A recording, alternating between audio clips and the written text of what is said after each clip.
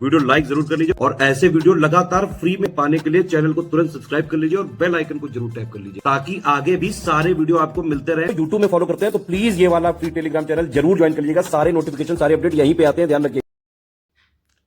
नमस्कार दोस्तों, एक बार फिर से आपका बहुत बहुत स्वागत है स्टडी फॉर सिविल सर्विसेज में। और मैं एसके त्रिपाठी आज आप सभी के साथ जो हमारा यूनियन बजट है इसको यहाँ पर कंटिन्यू करूंगा। इंग्लिश मीडियम में डायरेक्टली टॉपिक पे आएंगे। सबसे पहले बताया जा रहा है कि बजट को पेश कब किया और कौन करेंगे, तो हमारी यूनियन की फाइनेंस मिनिस्टर सीतारमण जी ने किया है 23 जुलाई 2024 को। इसकी वर्थ कितनी है, तो 48,20,512 करोड़ है। यहां पर देखा जाए तो एक फैक्चुअल चीज बताई जा रही कि इन अ रो अब सबसे ज्यादा टाइम प्रेजेंट करने वाली जो आपकी बजट को पेश करने वाली हमारी फाइनेंस मिनिस्टर हैं वो है निर्मला सीतारमण जी। उन्होंने इन अ रो मतलब लगातार 7th टाइम जो है बजट को पेश किया। इसके पहले ये रिकॉर्ड देखेंगे तो मोरारजी देसाई के नाम था जो जिन्होंने इन अ रो 6 टाइम जो है वहां पर बजट को पेश किया था। 5 जो है उन्होंने कंसेक्यूटिव फुल बजट्स को पेश किया था और एक इंतरिम बजट को भी पेश किया था उन्होंने।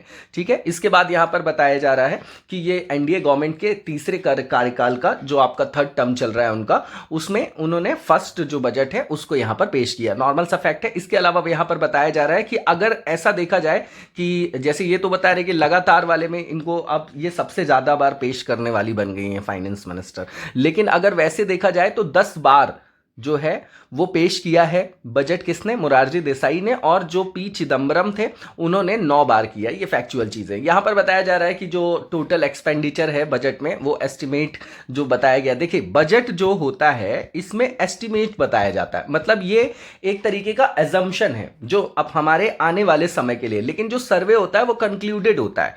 ठीक है, वो आपका जो फाइनेंशियल ईयर बीत चुका है ना, वहां पर जो है आपका कंक्लूजन वाले डेटा होते हैं। इसलिए इकोनॉमिक सर्वे से ज्यादा क्वेश्चन बनते हैं, लेकिन हमको बजट में भी इंपॉर्टेंट चीजें देख के जाना होता है। यहां पर जो बजट में एस्टिमेट लगाया गया है टोटल एक्सपेंडिचर का वो 48,20,512 करोड़ लगाया गया है। इसमें टोटल जो कैपिटल एक्सपेंडिचर है, ठीक है, अगर आप देखेंगे यहां पर कैपिटल एक्सपेंडिचर तो ये इंक्रीज हुआ है। ठीक है ना, 16.9%। ये डेटा आप देख जाइएगा, 11,111 करोड़ है ये आपका। ठीक है, इसके बाद इफेक्टिव कैपिटल एक्सपेंडिचर बताया जा रहा है। ठीक है, ये इतना इंपॉर्टेंट नहीं है, लेकिन इसमें भी इंक्रीमेंट देखा गया है कि देखा जाएगा कितना, 18.2%। ठीक है ना, यहां कंपेयर करके बता रहे हैं 23-24 से। इसके बाद यहां पर बताया जा रहा है कि यहां पर गवर्नमेंट जो है अपने एफर्ट लगा रही है। जो उसका गोल है, क्या गोल है कि जो फिस्कल डेफिसिट है उसको जीडीपी के 4.5% पे हमको लिमिट करना है। ठीक है ना, 25 मतलब 26 में, 2025-26 में इंडिया की जो रियल ग्रोथ है 8.2% है और नॉमिनल ग्रोथ जो है 9.6% है फाइनेंशियल ईयर 2023-24 में। देखिए रियल और नॉमिनल में क्या फर्क होता है। जब नॉमिनल ग्रोथ की बात करते हैं तो वहां पर करंट ईयर के डेटा को लेके वहां पर कंपैरिजन करते हैं हम। जब रियल की बात करते हैं तो बेस ईयर को पकड़ा जाता है। जैसे हमारे यहाँ आप देखते हैं 2011-12 को बेस ईयर बना लिया गया है। ठीक है, वही बताया जा रहा है। प्राइवेट जो आपका कंजम्पशन एक्सपेंडिचर है उसमें ग्रोथ देखी गई है 4% की। ठीक है, फाइनेंशियल ईयर जो हमारा 2023-24 का है। इसके बाद ये बताया जा रहा है ये ड्रिवन है किसके द्वारा, resilient urban demand conditions and recovery in rural demand. RBI ने प्रोजेक्ट किया है 7.2% की ग्रोथ इंडिया के लिए 2024-25 में। एवरेज जो रिटेल इन्फ्लेशन है ये बोला जा रहा है कि थोड़ा सा कम हुआ है, 5.4% है 2023-24 में, जबकि इसके पहले 22-23 में 6.7% था। देखिए अभी भी इन्फ्लेशन बहुत ज़्यादा है हमारे यहाँ। ठीक है, हेडलाइन इन्फ्लेशन जो है वो आपका 5.1% पर जो है यहां पर देखा गया है जून 2024 में। ठीक है, इसके बाद बताया जा रहा है कि इसमें कमी हुई है। तो ओवरऑल जो उर्जित पटेल कमेटी बनी थी उसने बोला था कि मतलब 4+2 और -2 की बेल्ट में आपको इन्फ्लेशन को जो है वो मेंटेन रखना है। तो ये बोल रहे हैं कि हम उस रेंज में हैं, हमने प्रयास करके महंगाई को कम किया है। कुल मिला के इनके बताने का मतलब ये। यहां पे थोड़ा सा बेसिक सी चीज समझ लेते हैं कि एक्चुअली ये जो बजट शब्द है वो बजट का मतलब होता क्या है ना, कोर समझ में आ जाएगा आपको। तो यहां पर तो फैक्चुअल चीजें सिर्फ डेटा देख के जाना होता है। बजट का मतलब ये, जैसे कोई इंडिविजुअल होता है उसकी इनकम कितनी है, उसका एक्सपेंडिचर कितना है। अगर उसकी इनकम कम है ना एक्सपेंडिचर से, तो उसके पास डेफिसिट है तो वो अपने खर्चे चलाने के लिए उधारी लेगा। जैसे एक इंडिविजुअल आदमी करता है ऐसे ही सरकार भी करती है। अब अगर इनकम उसकी ज्यादा है किससे, एक्सपेंडिचर से, तो उसके पास सेविंग होगी। सेविंग होगी, ठीक है। अब सेविंग होगी तो वो इन्वेस्टमेंट करेगा, है ना, तो सरप्लस बजट बोला जाएगा उसको। अगर इनकम के बराबर अगर उसका एक्सपेंडिचर हो गया तो उसको बोल देंगे कि बैलेंस्ड बजट है। ऐसा होता नहीं है एक्यूरेट, है ना। ऐसे ही सरकार का भी होता है। बजट का जो वर्ड है ये हमारे कॉन्स्टिट्यूशन में यूज नहीं हुआ। आर्टिकल 112 जब देखेंगे आप तो वहां पर जो वर्ड यूज हुआ है एनुअल फाइनेंशियल स्टेटमेंट। इसका मतलब ये कि एक फाइनेंशियल ईयर में सरकार की क्या इनकम है, उसका क्या एक्सपेंडिचर है, इन सब का जो अकाउंट होता है उसी को बोला जाता है बजट, ठीक है। अब बजट में अगर हम समझें तो बजट के दो पार्ट होते हैं, ठीक है ना। अगर हम इसके कंपोनेंट को देखें बजट के, तो बजट के दो पार्ट होते हैं। एक पार्ट होता है आपका कैपिटल बजट और एक होता है आपका रेवेन्यू बजट। अब रेवेन्यू बजट में क्या क्या आता है? रेवेन्यू बजट में रेवेन्यू रेसिप्ट्स आती हैं और रेवेन्यू एक्सपेंडिचर आता है, ठीक है ना। इसी तरीके से कैपिटल बजट में आएगा क्या? कैपिटल रेसिप्ट्स आएंगी और कैपिटल एक्सपेंडिचर आएगा। अब ये देख लेते हैं कि इनमें आता क्या क्या है। तो अगर हम रेवेन्यू बजट की बात करें और उसमें रेवेन्यू रेसिप्ट्स की बात करें तो एक तो इनकम होती है जो टैक्सेस से आती है, जिसमें डायरेक्ट टैक्स और इनडायरेक्ट टैक्स दोनों आ जाएंगे। एक जो रेसिप्ट आती है वो नन टैक्स से आती है। तो नन टैक्स में जैसे यूजर चार्जेस हो गया, डिविडेंड हो गया, इंटरेस्ट जो आती है वो हो गया, पीएसयूज वगैरह के जो प्रॉफिट्स है वो आ जाएंगे। और रेवेन्यू एक्सपेंडिचर में क्या आएगा? तो रेवेन्यू एक्सपेंडिचर में ऐसी चीजें आती हैं, ऐसा इन्वेस्टमेंट आता है या ऐसा एक्सपेंडिचर आता है जिसमें किसी भी तरीके का कोई एसेट जो है वो क्रिएट नहीं हो रही होती है, ना ही किसी तरीके की लाइबिलिटी जो है रिड्यूस हो रही होती है। जैसे मान लीजिए आपने लोन लिया बैंक से, अब आपको इंटरेस्ट के साथ उसको जो लोन का रीपेमेंट कर रहा है, इसका मतलब वो लाइबिलिटी है। तो मतलब ऐसा कोई भी एक्सपेंडिचर जिससे एसेट क्रिएट नहीं हो रही हो, neither creates S asset nor reduce any liabilities, दोनों कंडीशन जब ये आपकी सेटिस्फाई हो जाती है तो उसी को बोला जाता है कि रेवेन्यू एक्सपेंडिचर है। इसमें आप गवर्नमेंट एम्प्लॉइज की सैलरीज को रख सकते हैं। और कैपिटल बजट की बात करें तो कैपिटल रेसिप्ट्स में क्या क्या आएगा? जैसे मान लीजिए पीएसयू सेक्टर है हमारा, उसका गवर्नमेंट ने डिसइन्वेस्टमेंट कर दिया, कर दिया तो उसको इनकम हुई, तो ये कैपिटल रेसिप्ट्स है। इसके अलावा कोई लोन दिया है और लोन वो वापस मिल गया, उसको रिसीविंग लोन बैक, ये भी आ जाएगा कैपिटल रेसिप्ट्स में। प्राइवेटाइजेशन इसी में आ जाएगा, फ्रेश बोरोइंग्स इसी में आ जाएंगी, ठीक है। कैपिटल एक्सपेंडिचर की बात करें तो इसमें कोई भी ऐसा एक्सपेंडिचर जिसमें किसी तरीके की जो एसेट है वो क्रिएट हो रही हो, ठीक है, या किसी तरीके की लाइबिलिटी जो हो वो रिड्यूस हो रही हो। इनमें से अगर कोई भी एक कंडीशन सेटिस्फाई हो जाती है तो इसको कैपिटल एक्सपेंडिचर बोला जाता है। इसी को पहले प्लान्ड एक्सपेंडिचर भी बोला जाता था और जो रेवेन्यू एक्सपेंडिचर उसको नन प्लान्ड बोला जाता था, लेकिन अब दोनों को एक ही कर दिया गया है क्योंकि वहां पर टेक्निकलिटी में प्रॉब्लम आ रही थी, ठीक है। इसके अलावा अगर आप देखेंगे तो बजट में एक्चुअली दो चीजें, तो हमने बजट का पूरा अकाउंट देख लिया, लेकिन अभी बजट में हम एक चीज समझने की कोशिश करते हैं कि अगर हम देखें कि बजट में क्या क्या आएगा, तो बजट में आपका रेवेन्यू वाला अकाउंट आ गया, कैपिटल वाला अकाउंट आ गया आपका, ठीक है ना, दोनों आ गया। रेवेन्यू रेसिप्ट्स आ गया, रेवेन्यू आपकी एक्सपेंडिचर आ गया, कैपिटल रेसिप्ट्स आ गया, कैपिटल एक्सपेंडिचर आ गया। अब यहां पर मान लीजिए जब गवर्नमेंट के पास डेफिसिट हो जाता है, डेफिसिट किसको? कि भैया हमेशा डेफिसिट रहता है, हमारी इनकम कम है, एक्सपेंडिचर ज्यादा है, तो उसको उधारी लेनी पड़ती, तो वो पब्लिक डेप्ट ले सकती है ना, उसको पब्लिक डेप्ट बोला जाता है या बोरोइंग बोला जाता है। तो ये इंटरनल लेवल पे भी हो सकता है और एक्सटर्नल लेवल पे। इंटरनल लेवल पे बैंक से, पब्लिक से, देश के अंदर ले सकती है सरकार उधारी अपने खर्च को चलाने के लिए, और एक्सटर्नल लेवल पे एनआरआई से ले सकती है, बाइलेटरल लेवल पे ले सकती है, और उसके साथ ही मल्टीलेटरल लेवल पे ले सकती है। अब बजट में अगर आपकी जितनी इनकम है उसके बराबर एक्सपेंडिचर है तो बोल देते हैं बैलेंस्ड बजट है ये आपका। इसका मतलब ये कि ये आइडियल ट्रेडिशनल नेशंस के लिए ये आपका लागू होता है ना, अप्लाई होता है। ये नॉर्मली आज नहीं देखा जाता। इसके अलावा आप देखेंगे कि कई सारे जो सरप्लस बजट का वर्ड्स हम सुनते हैं कई सारी जगह, तो इसका मतलब ये कि आपकी जो रेवेन्यू है या इनकम है वो आपकी ज्यादा है एक्सपेंडिचर से, तो इसको बोला जाता है कि ये सरप्लस बजट है। वेलफेयर स्टेट की ये मेन कैरेक्टरिस्टिक है। इसके बाद डेफिसिट किसको बोलेंगे? जहां पर हमारी रेवेन्यू या इनकम जो है वो कम होती है एक्सपेंडिचर से, तो खर्चे चलाने के लिए फिर वहां पर डेफिसिट फाइनेंसिंग वगैरह का जो है वहां पर प्रावधान अपनाया जाता है। इसके अलावा देखेंगे तो डेफिसिट के नाम आते हैं, जैसे अगर यहां पर कोई पूछे कि फिस्कल डेफिसिट क्या होता है, तो फिस्कल डेफिसिट जो होता है वो टोटल एक्सपेंडिचर, अगर टोटल जो एक्सपेंडिचर है अगर वो आपका ज्यादा है टोटल रेवेन्यू से या इनकम से, तो उसको बोलते हैं फिस्कल डेफिसिट। अब ये टोटल जो एक्सपेंडिचर है उसमें बोरोइंग्स जो होती हैं वो इंक्लूडेड होती हैं। इसके बाद अगर हम रेवेन्यू डेफिसिट की बात करें तो जो रेवेन्यू आपका एक्सपेंडिचर है अगर वो ज्यादा है रेवेन्यू इनकम से, तो उसको बोल देते हैं रेवेन्यू डेफिसिट है। कैपिटल डेफिसिट किसको बोलेंगे? तो कैपिटल एक्सपेंडिचर जब आपका ज्यादा होगा, कैपिटल एक्सपेंडिचर ज्यादा होगा, कैपिटल इनकम से, तो उसको बोलेंगे कैपिटल डेफिसिट है। प्राइमरी डेफिसिट में क्या किया जाता है, जो फिस्कल डेफिसिट होता है उसमें से हम इंटरेस्ट पेमेंट को माइनस कर देते हैं, ठीक है, तो वो आ जाता है प्राइमरी डेफिसिट। और एक और चीज देखेंगे, वर्ड सुनाई देता है इफेक्टिव रेवेन्यू डेफिसिट। इसमें क्या करते हैं कि जो आपका रेवेन्यू डेफिसिट होता है उसमें से हम माइनस कर देते हैं क्या, ग्रांट्स को। अब ये ग्रांट की व्यवस्था कहां पर है, आर्टिकल 275 282 में कॉन्स्टिट्यूशन में देखेंगे तो वहां पर स्टेट्स वगैरह को ग्रांट दिया जाता है, ठीक है ना, एसेट्स क्रिएट करने के लिए। तो वही जो ग्रांट है उसको रेवेन्यू डेफिसिट में से सब्सट्रैक्ट कर देते हैं, तो उसको बोलते हैं कि इफेक्टिव रेवेन्यू डेफिसिट है। अब मैंने ये क्यों बताया, क्योंकि कोर चीजें पता होनी चाहिए, बाकी तो यहां पर सारी चीजें डेटा में रखी गई हैं जो आपको इजीली समझ में आ जाएगा। अब यहां पर बताया जा रहा है कि 2024-25 के लिए जो टोटल रेसिप्ट्स हैं बोरोइंग्स के अलावा, और जो टोटल मतलब एक्सपेंडिचर है वो एस्टिमेटेड है 32.07 लाख करोड़ एंड 48.21 लाख करोड़ रिस्पेक्टिवली। अब ये सारे डेटा याद नहीं करना है हमको। यहां पर नेट टैक्स रिसीप्ट्स का जो एस्टिमेशन है 25.83 लाख करोड़ है। फिस्कल डेफिसिट की बात करें तो ये बता रहे हैं कि एस्टिमेटेड भैया जीडीपी के 4.9% पर। Gross and net market borrowings की बात करें मतलब थ्रू डेटेड जो आपकी सिक्योरिटीज के थ्रू लिया जाता है ड्यूरिंग 2024-25 में, तो एस्टिमेटेड है 14.01 लाख करोड़ एंड 11.63 लाख करोड़ यहां पर देखा जाए तो रिस्पेक्टिवली बताया जा रहा है। ये इतने इंपॉर्टेंट फैक्ट नहीं है ना, जहां इंपॉर्टेंट होगा मैं हाईलाइट कर दूंगा। मेजर फिस्कल जो इंडिकेटर्स हैं ये सारे याद होना चाहिए कि फिस्कल डेफिसिट कितना है जीडीपी के पर्सपेक्टिव में, यहां पर एस्टिमेटेड तो 4.9 है, रेवेन्यू डेफिसिट 1.8 है, प्राइमरी डेफिसिट 1.4, इसके अलावा टैक्स रेवेन्यू ग्रॉस की बात कर रहे हैं 11.8, non tax revenue 1.7, central government डेप्ट कितना है, सबसे बड़ा पार्ट इसी का है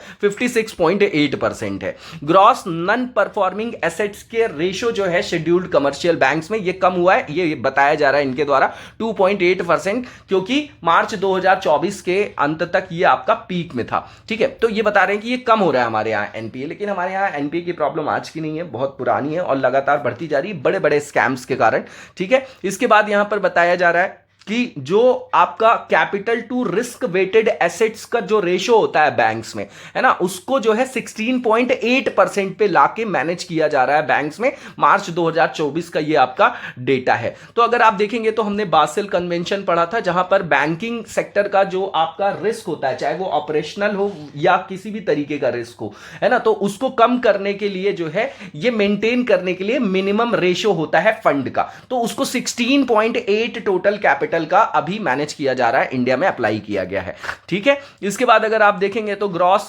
टैक्स रेवेन्यू का जो प्रोजेक्शन है ये भी ग्रो हुआ है ना, तो ये अच्छी चीज है। अगर ग्रॉस टैक्स रेवेन्यू बढ़ रहा है तो 11.7 है ना 2023-24, और आप देखेंगे तो 10.8% ओवर आपका पहले के ईयर से बताया जा रहा है यहां पर। इसके बाद बता रहे हैं कि जो आपका ग्रॉस टैक्स रेवेन्यू है एस्टिमेटेड है 38.40 लाख, 11.8% ऑफ जीडीपी। तो देखिए सिर्फ ये अपने को ये याद रखना है ना, ये कितने लाख करोड़ रुपए वो नहीं। डायरेक्ट और इनडायरेक्ट टैक्स की अगर कंट्रीब्यूशन की बात करें तो डायरेक्ट टैक्स का ज्यादा कंट्रीब्यूशन है 57.5%, और जो इनडायरेक्ट टैक्स है उसका 42.5%। अब देखिए जो आदमी सैलरी मिल रही है जिसको, उसका ऑटो डिडक्शन है, इसलिए बेचारों को टैक्स देना पड़ता है, तो उनका ज्यादा नंबर आता है यहां पर, है ना। हमारे यहाँ टैक्स का जो स्ट्रक्चर है वो रेग्रेसिव है अभी भी।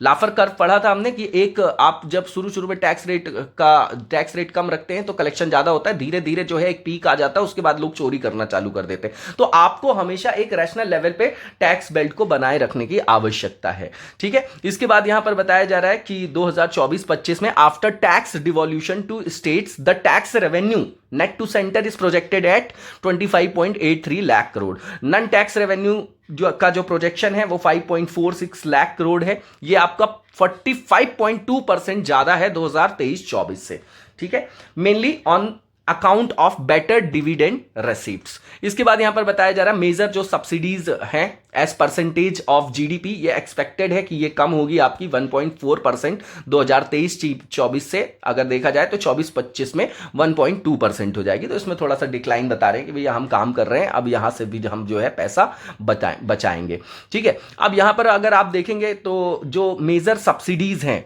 ठीक है ना, वो 3.8 लाख करोड़ की है। ये आपका कॉन्स्टिट्यूट करती है अबाउट 10.3% ऑफ रेवेन्यू एक्सपेंडिचर आपके 2024-25 में, है ना। रेवेन्यू एक्सपेंडिचर मैंने अभी बताया आपको कि उसमें से कोई भी एसेट क्रिएट नहीं हो रही है और ना तो लाइबिलिटी वहां से रिड्यूस हो रही, वो वाला है ये आपका। और यहां पर बैलेंस जो है रेवेन्यू रेसिप्ट्स और रेवेन्यू जो एक्सपेंडिचर में, उसको अचीव करना है 2024-25 में, है ना। तो यहां पर बताया गया है, ठीक है, कि जो रेवेन्यू रेसिप्ट है, रेवेन्यू एक्सपेंडिचर है सेंट्रल गवर्नमेंट का, वो एस्टिमेटेड है 31.29 लाख करोड़ और 37.09 लाख करोड़। ये डेटा इतना इंपॉर्टेंट नहीं है। जीएसटी के अंतर्गत अगर देखा जाए तो इसकी जो आपका कलेक्शन हुआ है उसमें भी आपको ग्रोथ देखी गई है। ये एस्टिमेटेड है 10.62 लाख करोड़ 2024-25 में। इसमें जो रजिस्टर्ड की गई है ग्रोथ अभी 2023-24 में तो 11%, ठीक है। अभी आप देखेंगे तो इसमें ग्रोथ लगातार देखा जा रहा है, ठीक है। इसके बाद अगर आप देखेंगे तो हमारे यहाँ जीएसटी का कलेक्शन बढ़ा है, इसमें रिफ्लेक्ट कर रहा है ये कि अगर हम प्रीवियस फाइनेंशियल ईयर से कंपेयर करके देखें तो 11.7% का हाइक देखा गया है। ग्रॉस टैक्स रेवेन्यू भी इंक्रीज हुआ है 13.4% से, and tax net to centre जो है आपका वो इंक्रीज हुआ है 10.9%। टोटल एक्सपेंडिचर जो यूनियन गवर्नमेंट का है उसमें भी ग्रोथ देखी गई है 5.9% की, ठीक है। यहां पर हमारी जो फाइनेंस मिनिस्टर है उन्होंने बताया कि विष्णुपद टेम्पल एट गया और महाबोधि टेम्पल जो है बोध गया में, बिहार में, इनका जो है स्पिरिचुअल सिग्निफिकेंस है, तो इसको डेवलप करेंगे हम, उससे उसको टूरिज्म का भी एंगल देंगे और उससे हमको हमारी इकोनॉमी में पॉजिटिव इंपैक्ट जाएगा वहां पर, ठीक है। तो ये विष्णुपद टेम्पल कॉरिडोर और महाबोधि टेम्पल कॉरिडोर जो है ना, उनकी ही लाइन पर जो आपका आप देखेंगे कि इसको डेवलप किया जाएगा, जैसे आपका काशी विश्वनाथ टेम्पल कॉरिडोर के मॉडल को डेवलप किया गया है। इसमें वर्ल्ड क्लास पिलग्रिमेज को प्रमोट करेंगे, टूरिस्ट के लिए जो है डेस्टिनेशन बनाएंगे इसको, है ना। तो आपको पता है कि ये तो एक चीज़ है, दूसरा पॉलिटिकल साइंस की चीज़ें आपको पता होंगी कि बिहार और आंध्र प्रदेश ने सपोर्ट किया है एनडीए को, तो इनको स्पेशल जो है डेवलपमेंट के लिए देना ही था पैसा, तो दिया गया है अलग से, है ना। ये हमारी जानकारी के लिए, ये इसको मेंस में इंटरव्यू में नहीं बोलना है, मार्क्स कट जाएंगे, ठीक है ना। With our continued emphasis on expanding the space economy bye 5 times in the next 10 years. तो ठीक बात है, इसको हमको याद रखना है। इसमें वेंचर कैपिटल फंड की व्यवस्था की गई है, 1000 करोड़ रुपए जो है सेटअप किया जाएगा। बेसिक कस्टम ड्यूटी जो मोबाइल फोन्स में प्रिंटेड सर्किट बोर्ड असेंबलीज जिसको पीसीबीए बोलते हैं और मोबाइल चार्जर्स में रिड्यूस किया गया 15%। प्रपोजल है इंक्रीज करने का कस्टम ड्यूटी कुछ सर्टेन टेलीकॉम जो आपके इक्विपमेंट है वहां पर 10 से 15% किया जाएगा। इसके बाद पीएम का जो पैकेज लॉन्च किया गया था उसके अंतर्गत 5 स्कीम्स और इनिशिएटिव लिया गया था with an outlay of 2 lakh crore to facilitate employment, skilling and other opportunities for 4.1 crore youth in 5 year. हर साल का है ये जुमला, अब देखिए कब तक सबको जो है इतने सारे लोगों को एम्प्लॉयमेंट मिलता है। फॉर परस्यूट ऑफ विकसित भारत, जो विकसित भारत बनाने जा रहे हैं 2047 तक, तो उसके अंतर्गत 9 जो सेक्टर्स हैं उनको प्रायोरिटी में रखा गया है, ठीक है ना। 9 जो आपके प्रायोरिटी सेक्टर डिसाइड किए गए हैं, उसमें आप देखेंगे तो मिडिल क्लास को टारगेट किया जा रहा है ना। स्किल्स में बात, स्किल डेवलपमेंट की बात है वहां पर, ठीक है।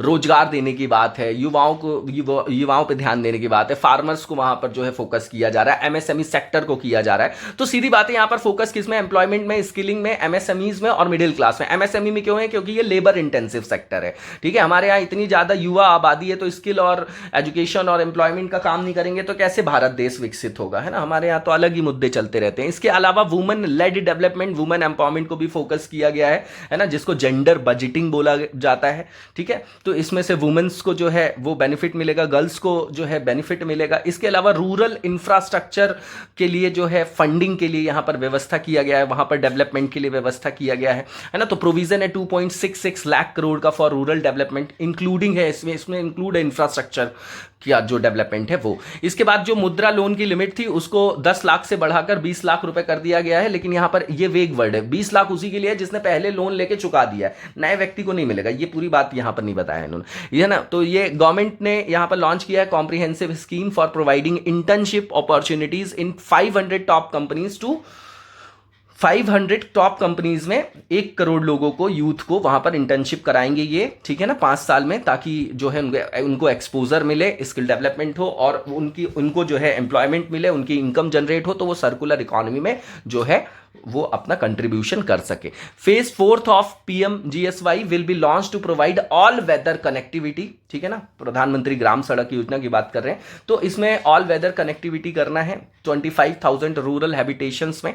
1.48 lakh crore has been allotted for education, employment, skill training in budget 2024-25। आज भी हमारे यहाँ जो एजुकेशन और हेल्थ के लिए जो बजट जाता है वो बहुत कम है विथ रिस्पेक्ट टू चाइना को देख ले, या हम अपने जैसे जो डेवलपिंग फेज में हैं हमारी कंट्रीज, उनसे अगर हम कंपेयर करें तो। While maintaining the allocation made to the ministry of defence during the interim budget, जब प्रेजेंट किया गया था 1 फरवरी 2024 में, तो एडिशनल एलोकेशन वहां पर किया गया है, उसमें से सिंक्रोनाइज करके 400 करोड़ इनोवेशन के लिए, डिफेंस टेक्नोलॉजी के लिए, है ना, वहां पर, ठीक है। आईडेक्स और आदिति स्कीम के बारे में आप लोगों ने पढ़ा होगा, ठीक। इसके बाद यहां पर जो है बताया जा रहा है कि बजट का यहां पर सार बताया जा रहा है कुल मिला के। तो देखिए यहां पर सिर्फ हमको डेटा देख के जाना है, ये रटने की आवश्यकता नहीं है पूरा डेटा, ठीक है। इसके बाद अगर यहां पर देखा जाए, बाकी सब चीजें हमने पढ़ ली है कि टॉप 3 ऐसे कौन से टैक्स हैं, है ना, टॉप 3 टैक्सेस कौन हैं जिनसे गवर्नमेंट को जो सबसे ज्यादा इनकम होती है। तो सबसे पहले इनकम टैक्स आता है, उसके बाद आपका GST आता है, उसके बाद कॉर्पोरेट टैक्स आता है।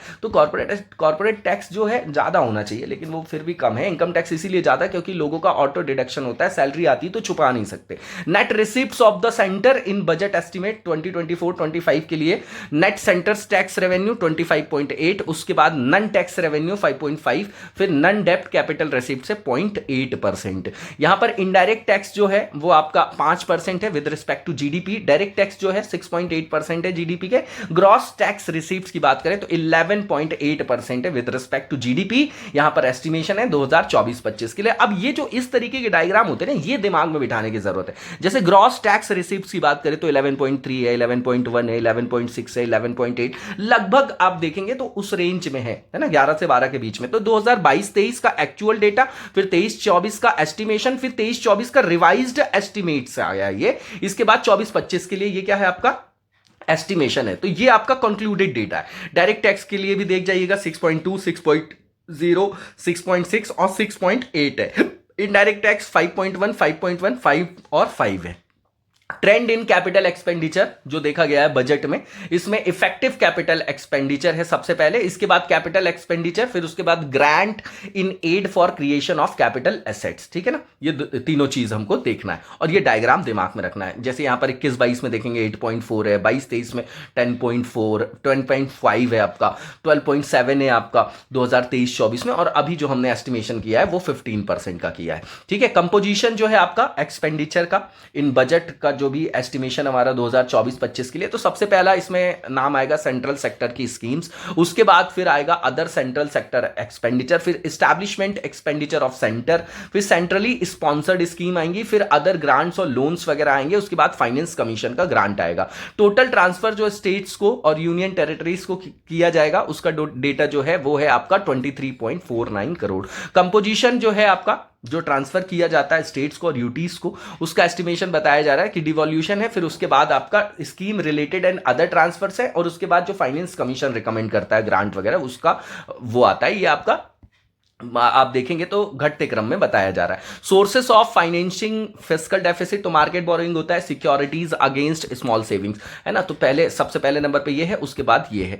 तो कहां कहां से इनकम होती है और कहां कहां वो पैसा जाता है, ये डायग्राम आपको याद रखना है, ये इंपॉर्टेंट है सबसे ज्यादा। सबसे यहां पर पहले इनकम टैक्स देखेंगे तो 19% है ना। इनकम कहां से हो रही वो देख रहे हैं, इनकम टैक्स है 19%, यूनियन एक्साइज ड्यूटी 5%, जीएसटी और अदर टैक्सेस 18%, है ना। देख रहे हैं कितना ज्यादा है। कॉर्पोरेट टैक्स जो है 17%, कस्टम जो है 4%, नन डेप्ट capital receipt 1%, non tax receipt 9%, और बोरोइंग और अदर जो आपकी लाइबिलिटी है 27% है, ठीक है। इसके बाद अगर हम यहां पर देखेंगे कि जाता कहां पर है पैसा, तो पेंशन में 4%, अदर एक्सपेंडिचर 9 है, सेंट्रली स्पॉन्सर्ड स्कीम 8% है, 9% फाइनेंस कमीशन और अदर ट्रांसफर है। स्टेट्स का जो शेयर है टैक्सेस ड्यूटीज में 21% है, डिफेंस में 8% है, सब्सिडी में 6% है। इसके अलावा अगर आप यहां पर देखेंगे इंटरेस्ट पेमेंट जो है 19% है, और सेंट्रल सेक्टर जो स्कीम है मतलब इसमें एक्सक्लूड किया गया है capital outlay on defence and subsidy 16% है। तो आप देख रहे हैं कि कितना बड़ा पार्ट जो है वो हमको उधारी लेके जो उसका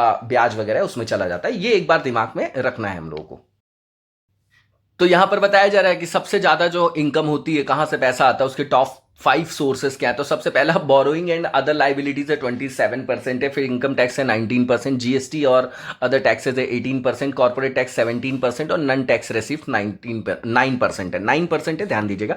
तो देखेंगे बोरोइंग और जो अदर लाइबिलिटीज है 27%। जाता कहाँ पर है, तो सबसे पहला स्टेट का शेयर है जो टैक्सेस और ड्यूटीज में 21%, दूसरा इंटरेस्ट की पेमेंट्स में है, इतनी उधारी जो ले रखी है, उसके बाद सेंट्रल सेक्टर स्कीम है 16%, उसके बाद फाइनेंस कमीशन और अदर ट्रांसफर्स हैं 9% और अदर एक्सपेंडिचर आपका 9% के बराबर ही है।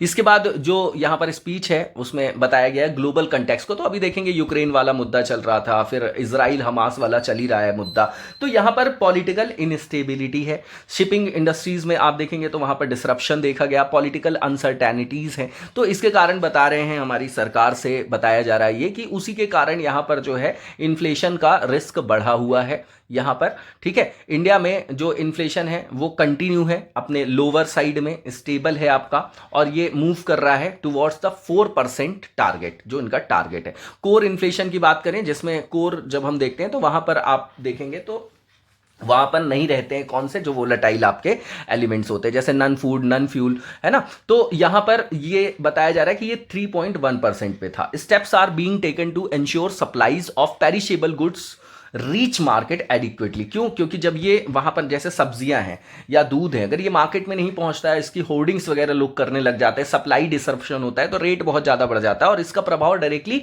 एक आम आदमी पे पड़ता है, ठीक है। पेरिशेबल गुड्स किसको बोलते हैं? जो जल्दी खराब हो जाते हैं आपके, ठीक है। तो उनकी जो सप्लाई है वो आपको लगातार जो है एक रैशनल लेवल पे बनी रहे, ताकि जो है इन्फ्लेशन जो है आपका बहुत ज्यादा बढ़ ना जाए, तो उसके लिए यहाँ पर इनिशिएटिव्स लिए जाएंगे। इंतरिम बजट और बजट जो अभी थीम है वो बताया जा रहा है, तो इंतरिम बजट में मेंशन किया था गवर्नमेंट ने कि वहां पर फोकस किया जाएगा कास्ट, नेमली यहां पर बोला गया है कास्ट मतलब यहां पर ऐसा समझिए समुदाय से, है ना।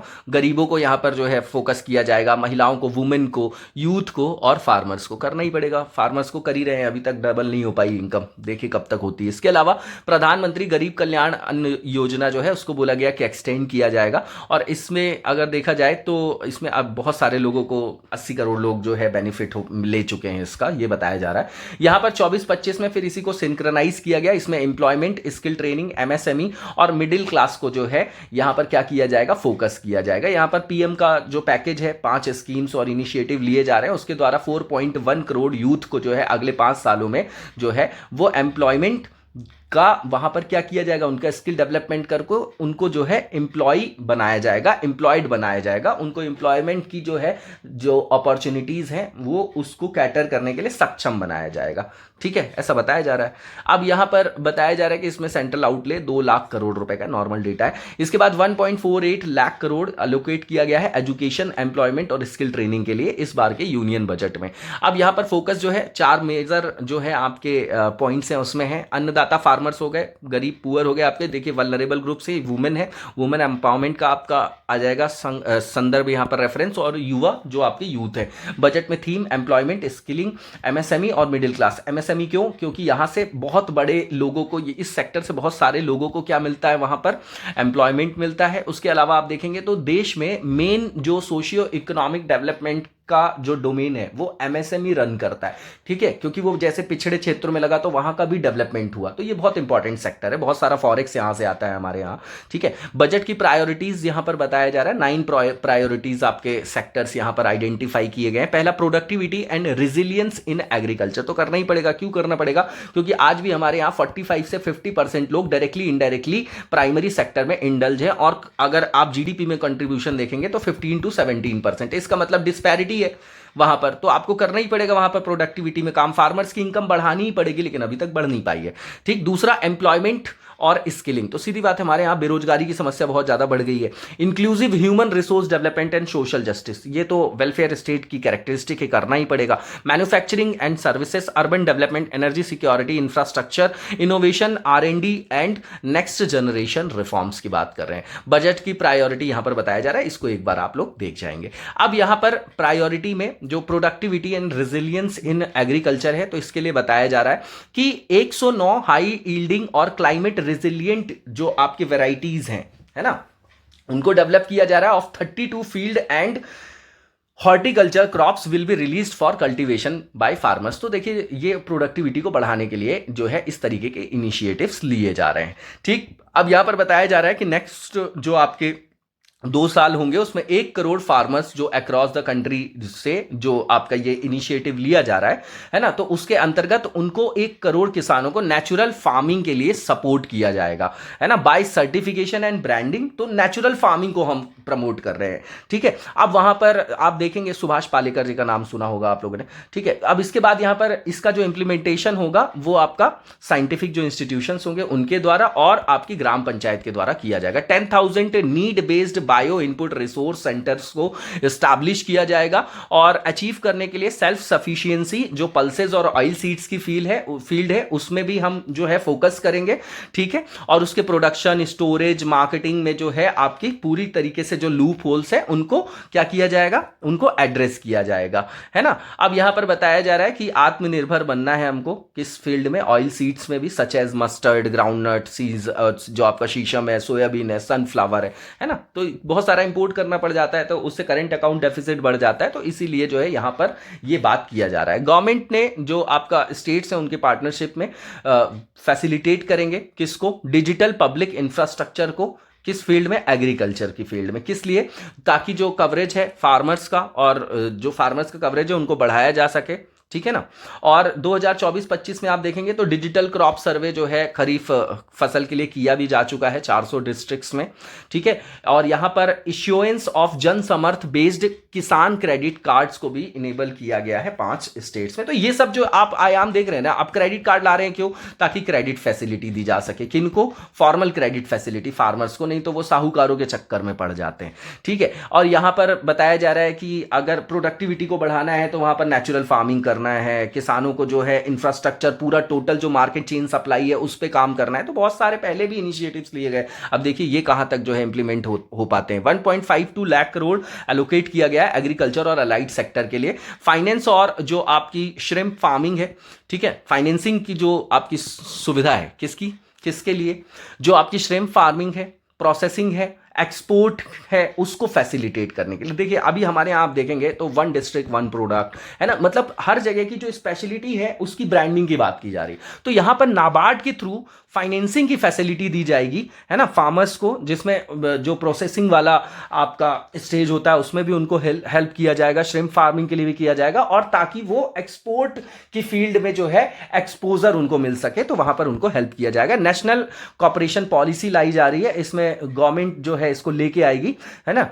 और ये आपका अगर आप देखेंगे तो यहां पर कॉपरेटिव सेक्टर के माध्यम से जो है मल्टी डायमेंशनली डेवलपमेंट की बात की गई है। Fast tracking growth of rural economy and generation of employment opportunities on a large scale will be the policy goal. इसके बाद एम्प्लॉयमेंट और स्किलिंग की बात करेंगे तो 3 स्कीम्स को यहां पर बताया गया है। Employment linked incentive as part of the prime minister's package, है ना, इनको इंप्लीमेंट किया जाएगा। इसके थ्रू अगर हमने जो अभी देखा है कि बहुत सारे लोगों को रोजगार दिया जाएगा। ठीक है, अब यहां पर बोला गया है कि these will be based on enrolment in the EPFO and focus on recognition of first time employees and support to employees and employers. ठीक है, तो नई जो आपकी सेंट्रली स्पॉन्सर्ड स्कीम है as the 4th scheme under the PM package for skilling in collaboration with state government and industry. तो देखिए बहुत सारे लोगों के पास डिग्री होती है फिर भी उनको जॉब नहीं मिलती क्योंकि वो स्किल्ड नहीं होते। तो यहां पर स्टेट गवर्नमेंट और इंडस्ट्रीज के साथ जो है कोलैबोरेट करके लोगों को स्किल्ड बनाना है। 20 लाख जो आपके यूथ हैं उनको स्किल्ड करना है ओवर अ 5 ईयर पीरियड, और 1000 इंडस्ट्रियल ट्रेनिंग इंस्टीट्यूट्स को अपग्रेड करना है हब एंड स्पोक मॉडल पे। ठीक है ना। इसके बाद मॉडल जो आपका स्किल लोन स्कीम है उसको रिवाइज किया गया है, उसमें फैसिलिटेट किया गया है लोन के लिए 7.5 lakh with a guarantee from a government promoted fund. ये जो मेजर है एक्सपेक्टेड है कि इससे जो आप देखेंगे तो 25,000 स्टूडेंट्स को जो आप एवरी ईयर जो है उनको वहां पर बेनिफिट दिया जा सकेगा। इसके बाद यहां पर जो आपका प्राइम मिनिस्टर्स का पैकेज है 3 स्कीम्स जो है वो अनाउंस की गई है अंडर एम्प्लॉयमेंट लिंक्ड इंसेंटिव। तो पहला जो यहां पर देखेंगे स्कीम ए फर्स्ट टाइमर्स के लिए है, इसमें डीबीटी दिया जाएगा 1 मंथ की सैलरी जो आपका 3 इंस्टॉलमेंट्स में दिया जाएगा। ये आपकी अपर बेल्ट है 15,000 to first time employees registered जो भी किए जाएंगे, पहली बार जिनका रजिस्ट्रेशन होगा ईपीएफओ में। दूसरा जॉब क्रिएशन इन मैन्युफैक्चरिंग, तो इंसेंटिव प्रोवाइड किया जाएगा directly to both employee and employers as per their EPFO contribution in the first 4 years of employment. Scheme C support to employers है reimbursement to employers up to 3,000 per month for 2 years towards their EPFO contribution for each additional employees. इसके बाद यहां पर बताया जा रहा है कि जो हायर एजुकेशन है उसके लिए भी अगर कोई भी आपके स्टूडेंट हैं एलिजिबल हैं अगर वो और उन्होंने किसी भी गवर्नमेंट स्कीम या पॉलिसी का पहले बेनिफिट नहीं लिया है तो 10 लाख रुपए तक का लोन लेने के लिए उनको फाइनेंशियल सपोर्ट दिया जाएगा हायर एजुकेशन के लिए डोमेस्टिक इंस्टीट्यूशंस में, ठीक है। और इसमें इंटरेस्ट इन्वेंशन भी दिया जाएगा 3% जो भी आपका पर एनुअल मतलब एनुअल बेसिस पे है ना, ईयरली बेसिस पे 3% का लोन अमाउंट पे। इसके बाद गवर्नमेंट जो है फैसिलिटेट करेगी किसको, higher participation of womens in work force through setting up of working women hostels, collaboration with industry and establishing जो आपके क्रैच वगैरह की सुविधा होती है ना। ये अभी तक भी आप देखेंगे तो हमारे यहाँ नहीं देखा जाता, हर बार लिया जाता है। मैक्सिमम जगह क्रैच की केयर की जो आपकी क्रैच केयर की जो फैसिलिटीज है वो नहीं है अभी भी। इसके बाद inclusive human resource development and social justice तो करना ही पड़ेगा भैया, इतने सारे लोग जो है आपके वो अनएम्प्लॉयड हैं। तो यहाँ पर बोला जा रहा है कि इकोनॉमिक एक्टिविटीज यहाँ पर इंप्लीमेंटेशन है जो स्कीम का mean for supporting economic activities by craftsmen, artisans, SHG, scheduled caste, scheduled tribe, women entrepreneurs, street vendors such as PM Vishwakarma, PM Svanidhi, national livelihood mission, stand up India, इन सबको जो है लाया गया है। ये अपना बता रहे हैं सरकार की उपलब्धि। इसके बाद प्रोविजन है 2.66 लाख करोड़ का रूरल डेवलपमेंट के लिए, इसमें रूरल इंफ्रास्ट्रक्चर भी जो है इंक्लूडेड है, हमने पहले ही देख लिया है। इंडियन जो आपका पोस्ट पेमेंट बैंक है इसकी 100 से ज्यादा ब्रांचेस को जो है सेटअप किया जाएगा नॉर्थ ईस्ट रीजन में ताकि वहां पर बैंकिंग जो सर्विसेज हैं उसका एक्सपेंशन किया जा सके। 3 करोड़ एडिशनल हाउसेस को जो है बिल्ड किया जाएगा PM आवास योजना में रूरल और अर्बन एरियाज में, ठीक है। इससे जो है लोगों को हाउसिंग जो है फैसिलिटीज मिलेंगी। ऑन द अमृतसर कलकत्ता जो है आपका इंडस्ट्रियल कॉरिडोर, इसमें गवर्नमेंट जो है will support development of an industrial node eight गया, जो हमने पहले बात की थी, है ना। ये कॉरिडोर जो है कैटलाइज करेगा इंडस्ट्रियल डेवलपमेंट को ईस्टर्न रीजन में, बिहार की बात कर रहे हैं। और यहां पर जो है हम क्या करेंगे, टूरिज्म को भी प्रमोट कर पाएंगे। तो विकास भी विरासत भी, ये बढ़िया इन्होंने स्लोगन दिया। इस तरीके के स्लोगन हम ऐसे में यूज कर सकते हैं। Government will also support development of road connectivity projects जिसमें पटना पूर्णिया एक्सप्रेस है, बक्सर भागलपुर एक्सप्रेस है, आपका बोध गया राजगीर वैशाली दरभंगा वाला आपका क्षेत्र है। इसमें एडिशनल 2 लेन ब्रिज है over river Ganga at Buxar at a total cost of 26,000 crore. Power projects हैं, इसमें आप देखेंगे तो बहुत सारे जो आपके जैसे 2400 मेगावाट का पावर प्लांट है एट पीर पैंटी जो है आपका, ठीक है ना, पीर पानी बोलते हैं इसको, will be taken up at a cost of 21,400 crore है। नए एयरपोर्ट्स बनाने, मेडिकल कॉलेज, स्पोर्ट्स इंफ्रास्ट्रक्चर ये भी डेवलप करना है, ये सब नहीं रटना है हमको। More than 100 branches of Indian post payment bank इनको सेटअप किया जाएगा ताकि नॉर्थ ईस्ट रीजन में बैंकिंग सर्विसेज को जो है एक्सपेंड किया जा सके। अब बिहार हो गया, अब आएगा किसकी बात, आंध्र प्रदेश रीऑर्गेनाइजेशन एक्ट। तो recognising the states need for a capital V will facilitate special financial support दिया गया इनको through multilateral development agencies in the current financial year 15,000 crore will be arranged and with additional amounts in future years, है ना। तो ये मिला है उनको। गवर्नमेंट जो है फुल्ली कमिटेड है भैया इनको फाइनेंस के एस्पेक्ट में हेल्प करने के लिए और अर्ली कंप्लीट करने के लिए। जो भी आपके प्रोजेक्ट्स है जैसे पोलावरम इरिगेशन प्रोजेक्ट है आपका, लाइफ लाइन बोला जाता है इसको आंध्र प्रदेश के क्षेत्र के लिए, वहां के फार्मर्स के लिए। This will facilitate our country's food security as well. बिल्कुल सही बात है, अब समझ में आया इस बार, इसके पहले नहीं समझ में आ रहा था। Under the act for promoting industrial development funds will be provided for essential infrastructure such as water, power, railway, road in Koparthi node on the Visakhapatnam Chennai industrial corridor and और जो आपका ऑरवोकल नोड है on Hyderabad Bengaluru industrial corridor में। इसमें grant भी दिया जाएगा backward regions को, जो भी रॉयल सीमा और आपका प्रकशम एंड नॉर्थ कोस्टल जो आंध्रा का क्षेत्र है ना, as stated in the act will also be provided. ठीक। अब यहाँ पर जो है मैन्युफैक्चरिंग और सर्विस सेक्टर की बात करेंगे तो यहाँ पर एमएसएमई सेक्टर को फैसिलिटेट किया जाएगा, है ना, लोन के एस्पेक्ट में बात कर रहे हैं यहाँ पर, ठीक है ना। यहाँ पर क्रेडिट गारंटी जो स्कीम है उसको इंट्रोड्यूस किया गया है। द स्कीम विल ऑपरेट, ये किस में ऑपरेशन में आएगी, किस तरीके से ऑपरेट करेगी, on pooling of credit risk of such MSMEs, ठीक है। तो वहां पर क्रेडिट गारंटी जो है वहां पर दी जाती है एक तरीके से। और यहां पर बताया गया सेपरेटली कॉन्स्टिट्यूट किया गया सेल्फ फाइनेंसिंग गारंटी फंड, वो भी जो है यहां पर फाइनेंस के एस्पेक्ट में हेल्प करने के लिए। To each applicant guarantee cover up to 100 crore और लोन अमाउंट इससे भी ज्यादा हो सकता है, ठीक है। इसके बाद जो बोरोवर है जो भी उधारी ले रहा है, will have to provide an up front guarantee fee and an annual guarantee fee on the reducing loan balance. Limit जो है मुद्रा लोन की वो 10 से बढ़ा के 20 लाख कर दी गई, लेकिन ऐसे लोगों को ये बढ़ाया गया, उनको 20 उनको मिलेगा जिन्होंने पहले तरुण कैटेगरी में लेके और लोन चुका दिया है। इसके बाद जो फाइनेंशियल सपोर्ट है for setting up of 50 multi product food irradiation units जो हैं एमएसएमई सेक्टर में, है ना, उनको स्टैब्लिश किया जाएगा। Setting up of 100 food quality and safety testing labs with NABL accreditation will also be facilitate. यहां पर एमएसएमई सेक्टर और जो ट्रेडिशनल आपके आर्टिशंस हैं उनको अपना प्रोडक्ट सेल करने के लिए इंटरनेशनल मार्केट में हेल्प की जाएगी, ताकि वो उनको जो है एक्सपोजर मिले और वो एक्सपोर्ट की फील्ड में बढ़ चढ़ के आ सकें और हमारा एक्सपोर्ट बढ़े और करेंट अकाउंट डेफिसिट कम हो जाए। तो इसके लिए ई कॉमर्स एक्सपोर्ट हब्स जो है सेटअप किए जाएंगे। किस आधार पे, बेसिस पे, तो PPP आधार पे, पब्लिक प्राइवेट पार्टनरशिप के आधार पर गवर्नमेंट जो है फैसिलिटेट करेगी यहां पर डेवलपमेंट के लिए। किसके लिए? Investment ready plug and play अब इंडस्ट्रियल पार्क्स को वहां पर क्या किया जाएगा? एस्टैब्लिश किया जाएगा,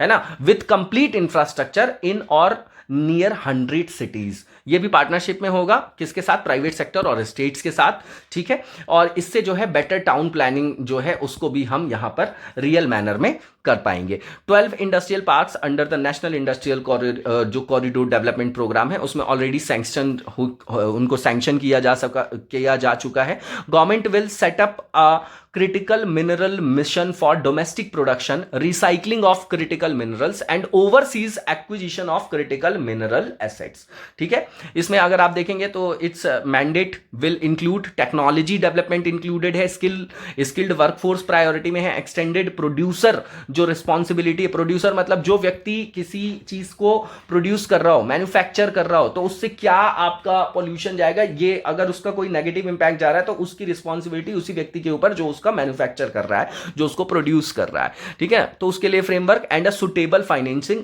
मैकेनिज्म। तो आप देखेंगे ओवरऑल यहां पर हेल्प की बात की जा रही है, असिस्टेंस की बात की जा रही है। Integrated technology platform will be set up for improving the outcomes under the insolvency and bankruptcy code, ठीक है। फॉर अचीविंग, ये क्यों किया जा रहा है? ताकि हमारे यहां स्टेबिलिटी बनाए रखा जा सके, जो एनपीएस वगैरह है, जो रिस्क एसेट्स हैं बैंकिंग सेक्टर के, उसको कम किया जा सके, जो यहाँ के स्टेक होल्डर्स हैं उनके जो भी आपके इंटरेस्ट हैं उनको प्रोटेक्ट किया जा सके। तो consistency, transparency, timely processing and better oversight for stakeholders, है ना, सभी stakeholders. IBC has resolve more than 1000 companies resulting in direct recovery of over 3.3 lakh crore to creditors. In addition 28,000 cases involving over 10 lakh crore have been disposed of even prior to admission. तो बोल रहे हैं कि भाई बहुत अच्छा काम कर रहे हैं हम, धीरे धीरे एनपीए कम कर रहे हैं। और शुरू में बोल रहे थे सबसे पैसे लाएंगे, तो ना तो विजय माल्या से आया, ना ललित मोदी से आया, नीरव मोदी से आया, तो ये नीरव मोदी से आया, तो ये सब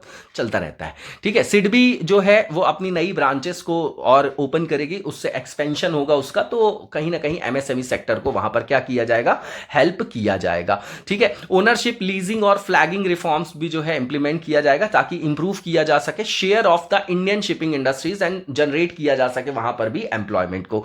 एमएसएमई सेक्टर को फैसिलिटेट करने के लिए, है ना, ताकि जो उनको वर्किंग कैपिटल का क्रंच आता है तो वो ना आए, उसको जो है एड्रेस करने के लिए यहां पर ट्रेड रिसीवेबल्स इनटू कैश, है ना, कन्वर्ट किया जाएगा, converting their trade receivables into cash. तो गवर्नमेंट का पर्पस है रिड्यूस किया जाए the turnover threshold of buyers for mandatory onboarding on the TReDS platform from 500 crore to 250 crore. तो ये जो उनको वर्किंग कैपिटल का क्रंच आता है उसको जो है वहां पर एड्रेस करने के लिए इस तरीके के इनिशिएटिव गवर्नमेंट लेती है। इसके बाद अर्बन डेवलपमेंट की बात करें तो स्टेट्स के साथ कॉपरेट करते हुए हमारी गवर्नमेंट जो है फैसिलिटेट करेगी, डेवलप करेगी सिटीज को एज ग्रोथ हब्स, है ना, वहां पर इस तरीके का डेवलपमेंट होगा कि खूब सारे रोजगार आएंगे, लोगों को मिलेंगे, ऐसा ये बता रहे हैं। This will be achieve through economic and transit planning and orderly development of peri urban areas utilising town planning scheme.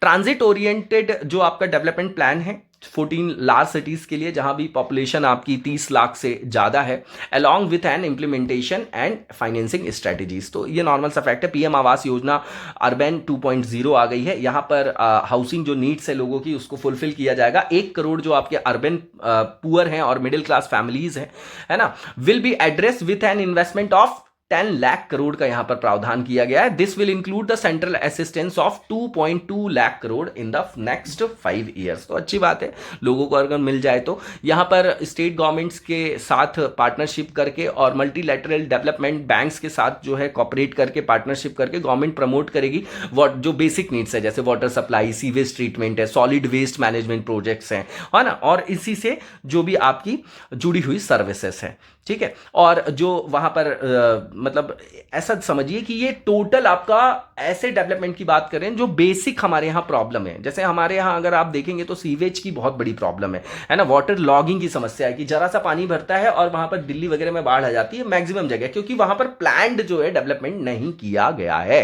ठीक है। These projects will also envisage use of treated water for irrigation and filling up of tanks in nearby areas. तो यहां पर क्या है, rational use of resources करने जा रहे हैं हम कि भैया वो गंदा वाटर उसका ट्रीटमेंट किया हमने, फिर उसको इरिगेशन में यूज कर लिया हमने।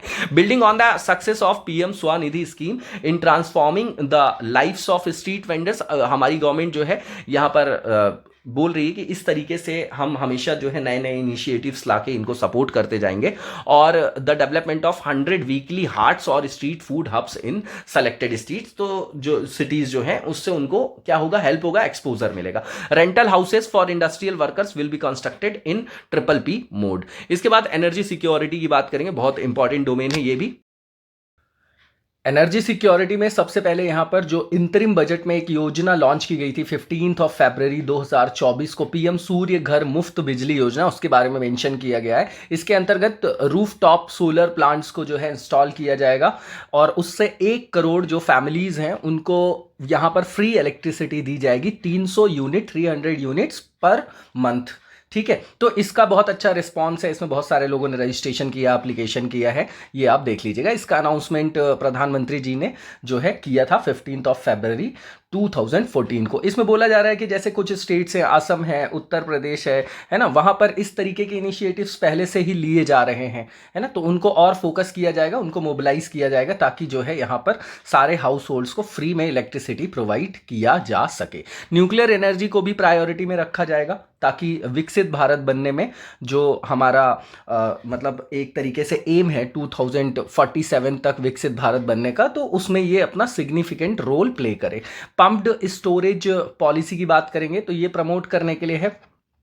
पम्प्ड स्टोरेज प्रोजेक्ट्स को will be brought out for electricity storage and facilitating smooth integration of the growing share of renewable energy with its variable and intermittent nature in the overall energy mix. तो normal सी चीज है। Road map for hard to abate industries है, यहां पर road map बनाया गया है for moving the hard to abate industries from energy efficiency target to emission targets will be formulated. Kyoto protocol आप लोगों ने पढ़ा होगा, तो वहां पर देखा होगा आपने कि किस तरीके से जैसे हम ग्रीन टेक्नोलॉजी को यूज करते हैं और अगर हमारा कार्बन फुटप्रिंट जो है कम होता है, हम कम पॉल्यूशन करते हैं, तो हम उसको ट्रेड भी कर सकते हैं, ठीक है। Appropriate regulations for transition of these industries from the current perform, achieve and trade mode to Indian carbon market mode will be put in place, ठीक है। The development of indigenous technology for advanced ultra super critical thermal power plants with much higher efficiency has been completed। तो कहीं ना कहीं यहाँ पर efficiency boost करने की बात की जा रही है, ठीक है। हमारे यहाँ लीकेज बहुत ज़्यादा है, यहाँ पर जॉइंट वेंचर जो है आपका NTPC और भेल का will set up a full scale 800 megawatt commercial plant using AUSC technology, जिसको हम क्या बोल रहे हैं यहाँ पर, एडवांस्ड अल्ट्रा सुपर क्रिटिकल ठीक है, थर्मल पावर प्लांट है ये आपका। Government will provide the required fiscal support, या फाइनेंसिंग की जो भी फाइनेंशियल जो भी एस्पेक्ट है आपका, फाइनेंस की कोई प्रॉब्लम होती तो वहां पर सपोर्ट किया जाएगा। Moving forward development of indigenous capacity for the production of high grade steel and other advanced metallurgy, जो आपके मटेरियल्स हैं for these plants will result in strong spin off benefits for the country. ठीक है, सीधी बात है, economy के लिए ये आपका बेनिफिशियल होगा। इंफ्रास्ट्रक्चर, हमारे यहाँ कई सारे इंफ्रास्ट्रक्चर जो है आपके प्रोग्राम चल रहे हैं, जैसे मल्टी मॉडल प्रोजेक्ट्स वगैरह भी चल रहे हैं। तो अगर आप यहाँ पर देखेंगे तो यहाँ पर जो इन्वेस्टिंग की या जो फाइनेंशियल या टेक्नोलॉजी या टोटल जो आपका मार्केट चेन सप्लाई है, वहाँ पर जो है गवर्नमेंट यहाँ पर फैसिलिटेट करेगी। ठीक है, तो इससे एक जो है वर्ल्ड क्लास इंफ्रास्ट्रक्चर डेवलप होगा और उसका जो पॉजिटिव इम्पैक्ट है वो हमारी इकोनॉमी में देखने को मिलेगा। तो strong fiscal support for infrastructure will be maintained over the next 5 years in line with other priorities and the requirements of fiscal consolidation। Provision किया गया है 11,11,111 करोड़ का has been made for capital expenditure. Capital expenditure है in the union budget 2024-25, ये GDP का लगभग 3.4% है, important data है। Provision has been made to provide ₹1.5 lakh crore as long term interest free loan to the states to support resource allocation. Phase 4 जो है प्रधानमंत्री ग्राम सड़क योजना का भी लॉन्च किया गया है, ताकि जो भी आपके 25,000 रूरल हैबिटेशंस हैं वहां पर ऑल वेदर जो रोड्स हैं उनकी कनेक्टिविटी वहां पर इंश्योर किया जा सके।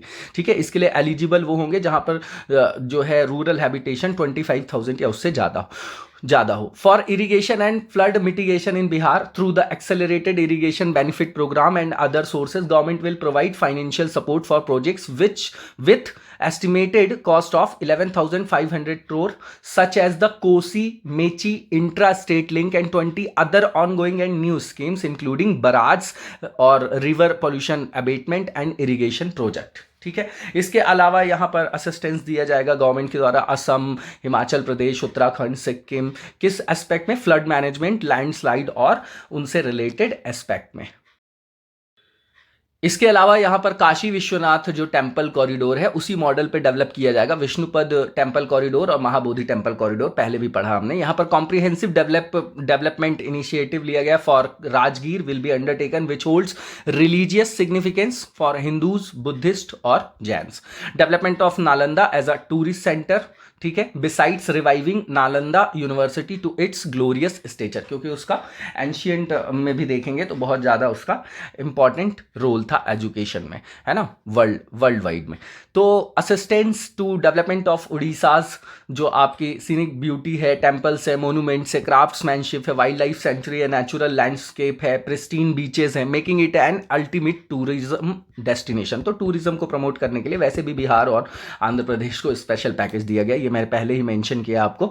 ये पॉलिटिकल साइंस का डोमेन है, एक बार हमको देखना जरूर चाहिए कि आखिर उन्हीं स्टेट्स को क्यों जो है टारगेट किया जा रहा है। इसके बाद इनोवेशन, रिसर्च और डेवलपमेंट, तो सीधी बात है आज की डेट में आर्टिफिशियल इंटेलिजेंस आ गया है और जो है टेक्नोलॉजी जो है उसका जो एनहांसमेंट का, एडवांसमेंट का जो लेवल है वो बढ़ता ही जा रहा है। तो उसको सिंक्रोनाइज करने के लिए हमारे डेवलपमेंट पे जो है R&D पे फोकस करना पड़ेगा। तो गवर्नमेंट विल ऑपरेशनलाइज द अनुसंधान national research fund for basic R&D and prototype development and set up a mechanism for spurring private sector driven research and innovation at commercial scale with a financial pool of 1 lakh crore in line with the announcement in the interim budget। Simple से है, इनको सिर्फ पढ़ना है आपको। with our continued emphasis on expanding the space economy में भी target कर रहे हैं हम स्पेस इकोनॉमी को और बोल रहे हैं कि इसको 5 times तक हम बढ़ा लेंगे आने वाले 10 सालों में। और यहाँ पर वेंचर कैपिटल फंड भी जो है सेटअप किया गया 1000 करोड़ का। नेक्स्ट जनरेशन रिफॉर्म्स की बात करें तो गवर्नमेंट जो है फॉर्मुलेट करेगी economic policy framework to delineate the overarching approach to economic development and set the scope of next generation of reforms for facilitating employment opportunities and sustaining high growth. Government जो है यहाँ पर initiate मतलब कई सारे initiatives लेगी और incentivise करेगी, है ना, किस तरीके से improving productivity of factor of production. Factor of production में भी हम किसकी बात कर रहे हैं? प्रोडक्टिविटी बढ़ाने की बात कर रहे हैं। फैसिलिटेट करेगी मार्केट को और सारे सेक्टर्स को टू बिकम मोर एफिशिएंट। तो आप देखेंगे एफिशिएंसी, प्रोडक्टिविटी पर फोकस है गवर्नमेंट का। ये जो रिफॉर्म्स होंगे वो कवर करेंगे सारे फैक्टर ऑफ प्रोडक्शन को, जैसे लैंड होता है, लेबर होता है, कैपिटल होता है आपका, है ना, एंटरप्रेन्योरशिप होता है, ठीक है, और टेक्नोलॉजी को भी as an enable of improving total factor productivity and bridging inequality, ठीक है। तो इससे जो है लोगों को रोजगार मिलेगा, उनकी इनकम बढ़ेगी, तो वहां पर इनइक्वालिटी को भी कम किया जा सकेगा। Government will facilitate the provision of a wide array of service to labour including those of employment and skilling. Comprehensive integration किया जाएगा ई श्रम पोर्टल का विथ अदर पोर्टल्स, जो फैसिलिटेट करेगा वन स्टॉप सॉल्यूशन सेंटर के रूप में। Shram Suvidha and Samadhan portals will be revamped to enhance ease of compliance for industry and trade, ठीक है। तो इससे क्या होगा कि वहां पर जो है ईज ऑफ डूइंग बिजनेस भी प्रमोट होगा। गवर्नमेंट डेवलप करेगी taxonomy for climate finance for enhancing the availability of capital for climate adaptation and mitigation, ठीक है। हमारे INDC के अंतर्गत अपने लक्ष्य भी हैं, उसमें हमारा परफॉर्मेंस भी बढ़िया है अभी तक। The rules and regulations for FDI and overseas investment will be simplified. क्यों? ताकि हम FDI को क्या कर सकें, कैटर कर सके, अट्रैक्ट कर सके। और उससे क्या होगा, जब FDI आती तो सिर्फ कैपिटल नहीं आता, कैपिटल के साथ साथ टेक्नोलॉजी भी आती है। टेक्नोलॉजी के साथ जो हमारे यहाँ के लोग हैं उनको एम्प्लॉयमेंट भी मिलता है, और ये लॉन्ग टर्म के लिए होती है, तो फ्लक्चुएशन नहीं होता। तो FDI जो है गवर्नमेंट के लिए विन विन सिचुएशन है हमेशा, है ना। इसीलिए उसको प्रमोट करने के लिए इनिशिएटिव्स गवर्नमेंट लेती रहती है। तो इसमें फैसिलिटेट किया जाएगा FDI को, नज प्रायोरिटाइजेशन किया जाएगा, प्रमोट किया जाएगा opportunities for using Indian rupee as a currency for overseas investment, ठीक है। तो इससे जो है रुपया सशक्त होगा। कमिटी बनाई गई है रिव्यू करने के लिए NPS के, है ना, यहां पर UPS की बात की जा रही है, यूनिफाइड पेंशन स्कीम, ठीक है। Has made considerable progress in the work and a solution will be evolved which address the relevant issue while maintaining fiscal prudence to protect the common citizens। इसके बाद ईज ऑफ डूइंग बिजनेस को जो है already government हमारी promote कर रही है, और यहां पर बोल रही है कि वर्किंग कर रही है, वो किस पे कार्य कर रही है, जन विश्वास बिल 2.0 पे। Further states will be incentivise for implementation of their business reform action plans and digitisation. तो ये देखेंगे कि इस तरीके के जो है इनिशिएटिव्स नीति आयोग भी लेता रहता है। डायरेक्ट टैक्स प्रपोजल्स की बात करें तो अगर यहां पर आप देखेंगे तो देखिए कुछ फैक्ट्स हमको जो है ये याद रखनी है। जैसे यहां पर लिखा हुआ है कि बजट 2024-25 में इंक्रीज हुआ है standard deduction of salaried employees, कहां से कहां तक, 50,000 से 75,000 for those opting for new tax regime. Similarly deduction on family pension for pensioners ये इनहेंस हुआ है 15,000 से 25,000, ठीक है। असेसमेंट्स जो आपके हैं can be reopened beyond 3 years up to 5 years from end of the year of assessment only if the escaped income is more than 50 lakhs। The new tax regime rate structure जो है उसमें also revise किया गया है to give a salaried employee benefit up to 17,500 in income tax. 4 crore salaried employees और pensioners have got a big relief in income tax. More than 58% of corporate tax receives have been collected under the new system. 2/3 of the individual tax payers have adopted the new income tax system.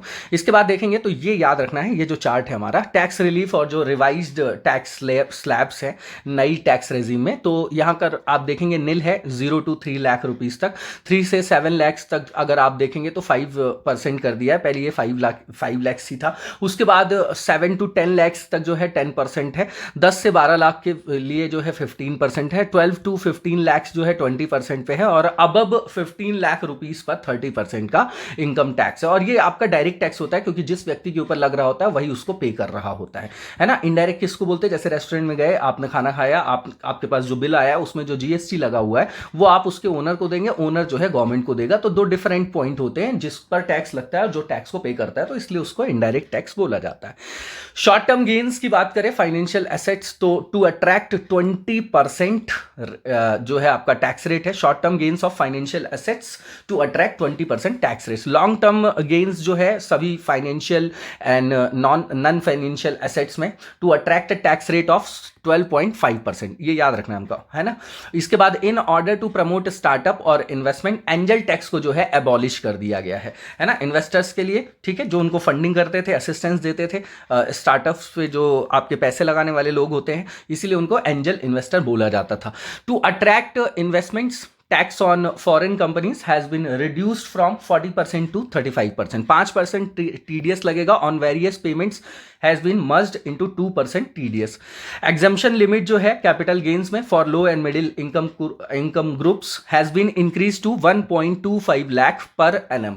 Custom duty जो gold और silver में है उसको reduce किया गया है 6% and on platinum by 6.4%, making precious items cheaper, है ना. तो अब ये क्यों किया गया है? क्योंकि इसका इंपोर्ट बढ़ जाता है, तो वो देखा जाएगा बाद में इसका इम्पैक्ट. इसके बाद to promote processing and refining of critical minerals, 25 rare earth minerals like lithium have been completely exempted from custom duty in the budget, out of which BCD has been reduced on to. अब समझिएगा आप कि हमारे यहाँ बोल रहे हैं कि हम EV व्हीकल को जो है अडॉप्ट करेंगे, बहुत सारे हमको लिथियम की बैटरीज चाहिए होंगी तो हम इंपोर्ट करेंगे, इसलिए जो है वहां पर कस्टम ड्यूटी को कम किया गया है.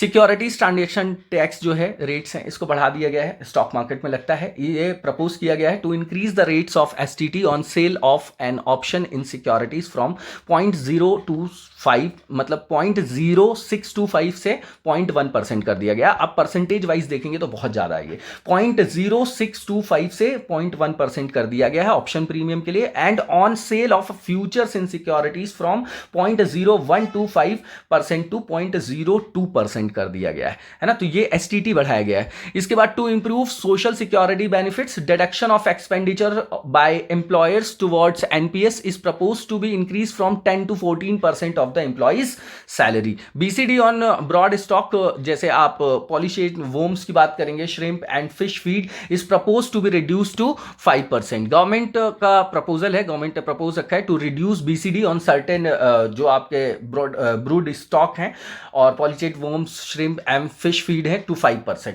ठीक है, ये आपका रेपिटेशन भी एक तरीके से, और ये इतना इंपॉर्टेंट नहीं है, बस हमको इसको रीडिंग मारना है.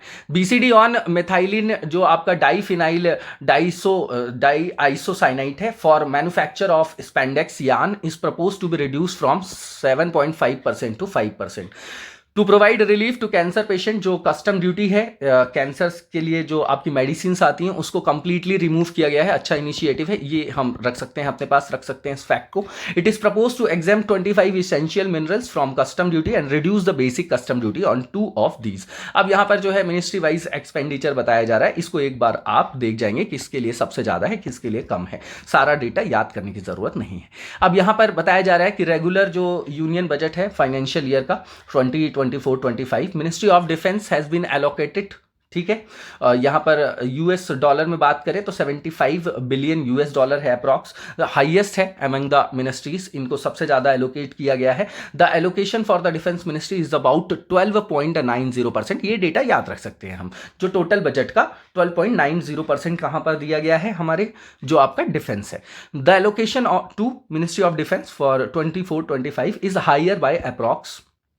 ठीक है, और यहां पर अगर आप देखेंगे तो जो 23-24 का फाइनेंशियल ईयर है वहां से 4.79% और भी ज्यादा है, क्योंकि अभी पॉलिटिकल सिचुएशन देखिए इंटरनेशनल लेवल पे इनस्टेबिलिटी बनी हुई है ना, कुछ ना कुछ मुद्दा बना ही हुआ है, कहीं ना कहीं से आप देख रहे हैं कि सिचुएशंस बनी हुई है वॉर की.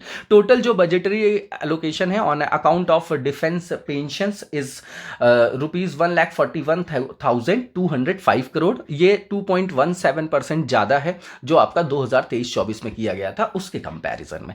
इन absolute terms budgetary allocation under capital head to the defence force for financial year 24-25 is 1.72 lakh crore, which is 20.33% higher than the actual expenditure of 2022-23 और 9.4% ज्यादा है आपका कब से, 23-24 से. और जो आपकी और मिनिस्ट्रीज हैं जिनको हाई एलोकेशन किया गया उसमें रोड ट्रांसपोर्ट एंड हाईवेज हैं, इसमें 5.8% है टोटल एक्सपेंडिचर का, रेलवेज में 5.3 है, consumer affairs food and public distribution में 4.6 है. ठीक है, इसके बाद अगर आप देखेंगे तो रोड डेवलपमेंट के लिए भी काफ़ी फंड एलोकेट किया गया है. ठीक है, कोस्टल सिक्योरिटीज़ के लिए भी किया गया है, एक बार देख लेंगे आप लोग. टॉप 10 जो स्कीम्स हैं जिनको हाईएस्ट एलोकेशन है, तो इसमें देखेंगे सबसे पहले प्रधानमंत्री गरीब कल्याण अन्न योजना है, फिर national highways authority of India है NHAI, यूरिया सब्सिडी है, जल जीवन मिशन है, national rural drinking water mission है, PM किसान सम्मान निधि है, PM आवास योजना योजना है, डेटा देख जाइएगा आप लोग। इसके बाद आप देखेंगे तो रोड आपका वर्क्स है, मनरेगा है, न्यूट्रिएंट बेस्ड सब्सिडी है, एयरक्राफ्ट एंड एरो इंजन है। तो इसमें आप देखेंगे तो फर्स्ट सेकंड नंबर हम याद रख सकते हैं, बाकी जो मेंस में आंसर राइटिंग करते हैं तो टॉप 10 में हम याद रख लेंगे कि इसकी रैंकिंग 3rd है, इसकी 6th है, 7th है, 8th है, ये 4th है, ये नॉर्मली देख जाइएगा आप लोग। इसके बाद एलोकेशन जो कुछ और भी मेजर स्कीम्स को हुआ है उसमें देखेंगे तो सोलर पावर में 10,000 करोड़ का जो है यहाँ पर एलोकेशन है। उसके अलावा आप देखेंगे न्यूक्लियर पावर प्रोजेक्ट्स के लिए है, तो ये एक बार देख जाएंगे आप लोग, डीबीटी के लिए भी, आरएनडी के लिए भी। सेंट्रल गवर्नमेंट का पूरा यहाँ पर क्या दिखाया गया है, एक्सपेंडिचर, एक बार इसको देख सकते हैं आप लोग। रेलवे बजट की बात करें तो इसमें नेट रेवेन्यू की बात करें तो 2024-25 में ये बता रहे हैं कि 2800 या ना करोड़ में है ये आपका, ठीक है। और 22-23 से लगातार देखेंगे तो आपका 25-17 था, फिर उसके बाद 2210 था, फिर 2000 था, अब 2800। तो कहीं ना कहीं इसमें जो है आप देखेंगे तो ग्रोथ दिखाई दे रही है आपको। इसके बाद ऑपरेशन करने का जो उनका अपना एक्सपेंडिचर होता है, रेशो होता है, ऑपरेटिंग रेशो जो है आपका रेलवे बजट में, उसमें आप देखेंगे तो 22-23 में 98.10 था, अब जो है 98.22 है। Working result, gross traffic receipts and total working expense देख जाएंगे आप लोग, और एक बार रेलवे की अर्निंग भी देख जाएंगे। तो रेलवे की अर्निंग जो है अगर यहाँ पर देखेंगे तो पैसेंजर से जो है आपका वो, और जो आपका फ्रेट से है, तो आपको दिखाई देगा फ्रेट से काफ़ी ज़्यादा है ना। सिर्फ इस तरीके के एनालिटिक्स हमको दिमाग में रखनी चाहिए। नई स्कीम्स जो बताई गई यूनियन बजट में हमारे लिए इंपॉर्टेंट हो जाती हैं, तो वो यहाँ पर रखा गया। सबसे पहले PM package of 5 schemes and initiative है ना, इसमें 4.1 करोड़ यूथ को जो है आने वाले वर्षों में जो है उनको 5 साल की अवधि में उनको स्किल्ड बनाना है ना, उनको जो है इस तरीके से उनकी कैपेसिटी बिल्डिंग करना है ताकि उनको जो है एम्प्लॉयमेंट मिल सके, ताकि हम डेमोग्राफिक डिविडेंड को रियल मैनर में इम्प्लीमेंट कर सकें, ठीक है। इसमें जो ये जो गवर्नमेंट ने इम्प्लीमेंट किया है, following 3 schemes for employment linked incentive as part of the PM's package. These will be based on enrollment in the EPFO and focus on recognition of first time employees and support to employees and employers. Employment linked incentive scheme है जो first timers है उनके लिए, 1 month wage to new entrants in all formal sectors in 3 installments up to 15,000. Expected to benefit 210 lakh youth. Scheme will be for 2 years. Eligibility limit जो है will be a salary of 1 lakh per month, applicable to all sectors. Employment linked incentive scheme B में देखेंगे तो job creation in manufacturing, तो applicable है for substantial hiring of first time employees in the manufacturing sector. Incentivise किया जाएगा इसमें both मतलब दोनों को, एम्प्लॉय और employer, for EPFO contribution in specified scales for the first 4 years, 4 साल के लिए। एक्सपेक्टेड है इसमें 30 लाख यूथ्स को जो है बेनिफिट मिलेगा। स्कीम जो है 2 साल के लिए है। एलिजिबिलिटी लिमिट जो है वो आपकी सैलरी यहाँ पर 1 लाख पर मंथ की है। Employment linked incentive scheme C, support to employees की, एम्प्लॉयर्स की बात करेंगे, एम्प्लॉयर्स की है ना, जो उनको जो है वहां पर नौकरी दे रहे हैं, जो रख रहे हैं। Government will reimburse EPFO contributions of employers up to 3,000 per month for 2 years for all new hiring. तो न्यू हायर्स, तो देखिए न्यू हायरिंग करने के लिए एक तरीके से उनको इंसेंटिवाइज किया जा रहा है ताकि लोग ज्यादा से ज्यादा लोगों को अपने यहाँ जॉब पे रखे। तो इससे एक्सपेक्टेड है कि 50 लाख जॉब जो है जनरेट होंगी यहाँ पर, ठीक है। इसके बाद applicable to an employer who increase employment above the base line by at least 2 employees, है ना, ये याद रखना है। For those with less than 50 employees और 5 employees फॉर दोज विथ 50 और मोर एम्प्लॉयज, है ना, 2 ये आपकी कंडीशंस है। And sustains the higher level, not applicable for those employees covered under part B. This subsidy will be in addition to benefit under part A. Scheme will be for 2 years। Eligibility limit same है, 1 lakh per month की जिनकी salary. 4th scheme जो है skilling programme है, skill development के लिए है, ठीक है। अपग्रेडेशन करना है यहाँ पर जो भी आपके इंडस्ट्रियल ट्रेनिंग इंस्टीट्यूट्स हैं, ताकि 20 लाख यूथ्स को जो है वहां पर स्किल्ड किया जा सके आने वाले 5 सालों में। यहां पर जैसे आपके इंडस्ट्रियल ट्रेनिंग इंस्टीट्यूट है तो उनको एक जगह क्लस्टर टाइप से बनाना है, जैसे 1000 industrial training institutes will be upgraded in hub and spoke model. Hub and spoke की जैसे ये हो गया, एक मेन सेंटर हो गया और उसके अलावा उससे जुड़े हुए और भी सेंटर्स हो गए, तो इसको हब एंड स्पोक मॉडल बोला जाता है ना। ये सब टर्मिनोलॉजी है। और इसके बाद यहां पर बताया जा रहा है कि course content designed aligned as per skill needs of industry. तो ये सबसे ज्यादा जरूरी है कि जो कोर्स डिजाइन किया जाए वो उसमें वही स्किल्स को डेवलप किया जाए जिनकी डिमांड है इंडस्ट्री में। New centrally sponsored scheme in collaboration with states and industry, focus on outcome and quality of skilling. Total outlay जो है 60,000 करोड़ का है ओवर 5 ईयर्स, ठीक है। इसमें देख जाइएगा एक बार कि इंडिया का मतलब सेंटर का क्या है, स्टेट का क्या है, ठीक है। इसके बाद जो 5th स्कीम है इंटर्नशिप अपॉर्चुनिटीज़ है। तो यहाँ पर अच्छे इंस्टीट्यूट में अगर इंटर्नशिप कोई भी स्टूडेंट या कोई भी वर्कर करता है तो उसकी जो सैलरी होती है वो भी बढ़ जाती है, प्रोडक्टिविटी भी बढ़ जाती है ना। तो 500 टॉप कंपनीज में जो है 1 करोड़ यूथ को आने वाले 5 सालों में जो है उनको इंटर्नशिप प्रोवाइड करने के लिए ये जो है इनिशिएटिव लिया गया है। अलाउंस वगैरह मिलेगा यहाँ पर 5,000 per month along with a one time assistance of 6,000 through the CSR fund. CSR fund से मिलेगा आपका कॉर्पोरेट सोशल रिस्पॉन्सिबिलिटी वाला जो आपका फंड होता है, ठीक है। और इसमें जो है 1 करोड़ यूथ को जो है स्किल्ड किया जाएगा हमारे यहाँ, है ना, आने वाले 5 सालों में, ठीक। अब यहाँ पर अगर आप देखेंगे तो पूर्वोदय प्लान की बात किया जा रहा है। तो पूर्वोदय जो कॉन्सेप्ट है पब्लिकली जो देखेंगे अनाउंसमेंट हुआ था इसका, पीएम ने किया था हमारे 2015 में during a meeting Paradip Orissa after dedicating on Roy oil refinery to the IOCL back then. Additionally, he said that for India to become a developed nation, the eastern parts of the country need to develop. तो सीधी बात है, जो हमारे यहाँ eastern part की बात करेंगे, actually north east की बात नहीं कर रही है, ये वाले की बात कर रहे हैं, ठीक है। तो यहाँ पर जैसे उड़ीसा है, यहाँ पे बहुत सारा आप देखेंगे तो क्या है, हमारे यहाँ झारखंड है, उड़ीसा है, छत्तीसगढ़ है, अगर आप देखेंगे तो यहाँ पर बहुत सारे मिनरल्स हैं, तो इसलिए यहाँ पर फोकस करने की बात की जा रही है, ठीक है।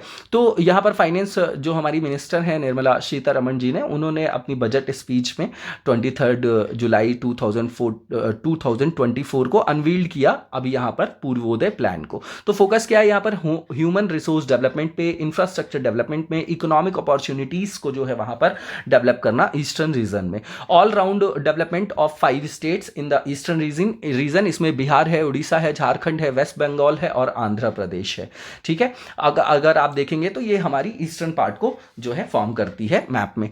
Of the 5 states, the government laid special emphasis on Bihar, proposing rupees 26,000 crore for various road projects, है ना। यहाँ हम देख चुके हैं, और भी जैसे हेल्थ का आपका इंफ्रास्ट्रक्चर है या रोड का इंफ्रास्ट्रक्चर है, स्पोर्ट्स का है, तो वो वहाँ पर जो है ओवरऑल डेवलपमेंट के लिए वहाँ पर फंडिंग वगैरह की गई है। हमारे प्रधानमंत्री जी ने कहा है कि The development of the country's eastern region will get new momentum and energy through the Purvodaya plan. Normal सी चीज़ है। इसके बाद जो हमारे यूनियन होम मिनिस्टर हैं अमित शाह जी, उन्होंने भी कहा था कि ये स्कीम जो है प्रोवाइड करेगी नया बूस्ट, है ना, डेवलपमेंट को बूस्ट करेगी कहाँ पर, ईस्टर्न रीजन में। और इस स्कीम के द्वारा जो है नई एनर्जी मिलेगी इंफ्रास्ट्रक्चर को, ह्यूमन रिसोर्स एम्प्लॉयमेंट को, ह्यूमन रिसोर्स डेवलपमेंट को, एम्प्लॉयमेंट को, इकोनॉमिक डेवलपमेंट अपॉर्चुनिटीज़ को इन रीजन्स में। और ये जो है फिर ये रीजन जो है इंपॉर्टेंट रोल प्ले करेगा, है ना, क्या बनाने में, क्या करने में, भारत को विकसित भारत बनाने में, सेल्फ रिलायंट इंडिया बनाने में। इसके बाद एनपीएस वात्सल्य की बात करेंगे तो ये प्लान है आपका contribution by parents and guardians जो है for minors will be started to improve social security benefit on attaining the age of maturity. The plan can be converted seamlessly into a normal NPS account, ठीक है, social security का domain है आपका। The introduction of NPS Vatsalya and the increase contribution limits under NPS are significant step towards क्या enhance करने में, financial security for both children and employees.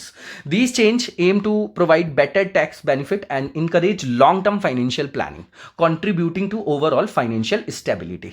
यहाँ पर पीएम जनजातीय उन्नत ग्राम अभियान की बात करेंगे तो ये जो आपका ट्राइबल कम्युनिटीज हैं उनके सोशियो इकोनॉमिक डेवलपमेंट के लिए है आपका, ठीक है। और गवर्नमेंट ने लॉन्च किया है इसको by adopting saturation coverage, 100% coverage of beneficiaries such as bank accounts for the poor, health cover under Ayushman Bharat Ujjwala for tribal families in tribal majority villages and aspirational districts। यहाँ पर अगर आप देखेंगे तो 63,000 villages को जो है यहाँ पर बेनिफिट दिया जाएगा, 5 करोड़ ट्राइबल पीपल्स को वहाँ पर बेनिफिट होगा।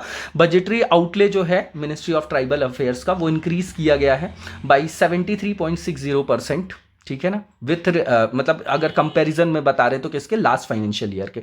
बजट एलोकेशन भी यहाँ पर बढ़ाया गया है ना। और यहाँ पर अगर आप देखेंगे तो बताया जा रहा है 189.02% का इंक्रीमेंट है। 2014-15 में ये केवल 4497 करोड़ था और अब जो है 13,000 करोड़ है। तो अच्छी बात है, सोशल वेलफेयर का डोमेन है ये आपका, और इसी से हमारे यहाँ वेलफेयर स्टेट का फॉर्म होगा। यहाँ पर लोगों की गरीबी कम होगी, उनको रोजगार मिलेगा, लेकिन मिलना चाहिए, केवल इसमें दिखने से नहीं होगा। The ministry of tribal affairs serves as the nodal ministry for the overall policy. बिल्कुल ठीक बात है।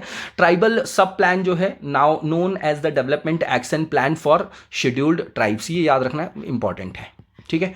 इसके बाद अगर आप देखेंगे तो 42 ministries departments allocate funds ranging from 4.3 to 17.5% of their total scheme allocation each year for tribal developments.